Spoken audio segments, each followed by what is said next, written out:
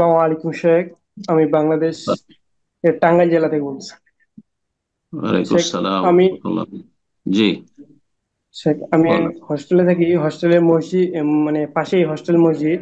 সেই মসজিদের ইমাম সাধারণত দেওবন্দি আকীদার, কিন্তু হুম, গত জুমায় তিনি আল্লাহ তাআলার মানে আর আজিম আছেন, এটা এরকম বিশ্বাস করা যাবে না, এটাতে সীমাবদ্ধতা রয়েছে। তারপরে হাত বিশ্বাস করা, তারপরে পা বিশ্বাস করা, এগুলো মানে শয়তানের বিশ্বাস, এরকম এরকম টাইপের কথা বলতেছিল আর কি। আচ্ছা, হুম, তাহলে কি আমি তার পিছনে সালাত আদায় করতে পারবো?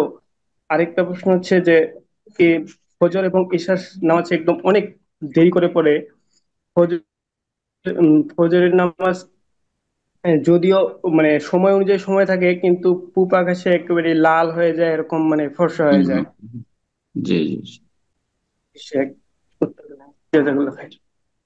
নিজেদেরকে দেওবন্দি বলে, আর তার দেওবন্দিরা ওই মাতুরিদি, আর মাতুরিদি আকিদার গুমরাহি হচ্ছে যে তারা আল্লাহ রাব্বুল আলমিনের যেসব সিফাত গুলি এসেছে, সিফাতে ফেলিয়া বা সিফাতে জাতিয়া, সেগুলি তারা মানে না।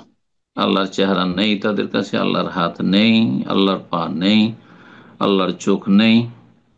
তো এগুলি কুফরি আকিদা, আসলে এগুলি কুফরি আকিদা। সুতরাং এই আকিদা তারা যদি এগুলিকে গোপন রাখতো, তাহলে ধরে নিতাম যে তাদের হয়তো আকাবেরদের এসব আকিদা আছে, কিন্তু এদের হয়তো নেই।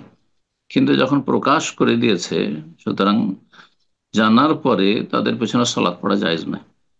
যখন আপনি জানতে পেরেছেন তার খুতবার মাধ্যমে অথবা বক্তব্যের মাধ্যমে যে তিনি বলছেন যে আল্লাহর হাত নেই, আল্লাহর চোখ নেই, আল্লাহর চেহারা নেই, ইত্যাদি, তাহলে সেই ব্যক্তি পথভ্রষ্ট, এমন যে এটি কুফরি আকীদা। সুতরাং তার পেছনে সালাত পড়া জায়েজ নয়। কোথাও বিকল্প মসজিদ থাকলে সেখানে সালাত পড়বেন, আর না হলে আপনারা যারা কোরআন সুন্নাহর অনুসারী রয়েছেন তারা জামাত করবেন একসাথে, দু চারজন যারা হোস্টেলে রয়েছেন। জি, আল্লাহ তাদের অনিষ্ট থেকে রক্ষা করুন, তাদের হৃদায়ত দান করুন। আর তার সাথে অতিরিক্ত হচ্ছে যে তারা আসর আর ফজরকে একেবারে বিলম্ব করে, অপছন্দনীয় মাকরুহ ওয়াক্তে আদায় করে। সেটি বড় আপত্তিকর, কিন্তু তারপরেও বলতাম না যে তাদের পিছনে সালাত হবে না। কিন্তু যেহেতু তাদের আকীদায় বড় ধরনের সমস্যা, আহ, সুতরাং আল্লাহর সিফাতকে অস্বীকারী অথবা অপব্যাখ্যাকারী, এরা এমন পথভ্রষ্ট, তাদের পিছনে সালাত পড়া জায়েজ নয়। বারাকাল্লাহ ফিক।